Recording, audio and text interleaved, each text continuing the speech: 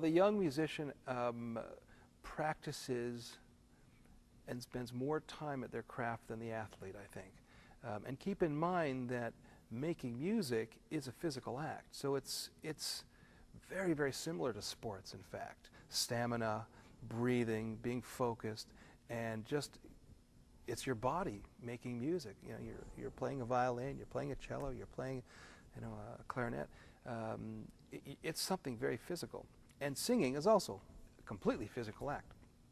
And so the training they go through is quite rigorous. From, if you're in school, you have a lot of classes to take, you have a lot of papers to write like anybody, but you need to spend 2, 3, 4 hours a day practicing outside of your ensemble.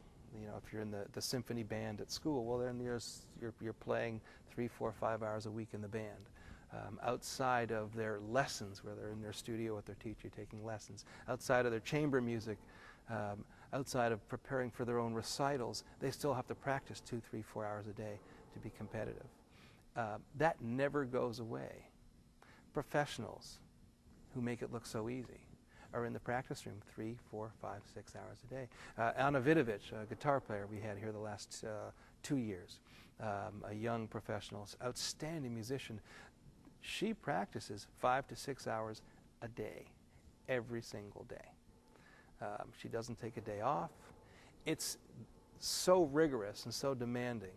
But in order to be an elite musician, to be at the top of your craft, you have to put in those kind of hours. And it starts in school.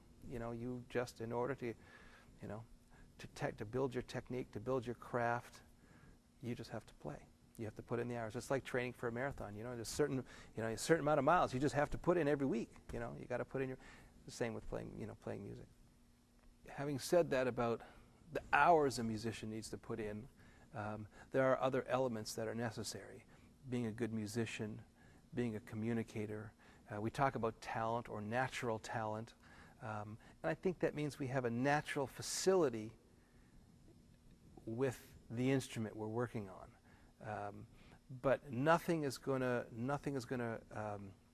replace practice.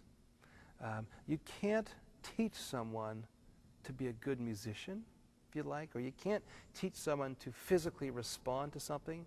You know, we have an innate response to something. That is something that's hard to teach, and maybe this is what we mean by natural talent, that they have a natural inclination or ability to respond to something.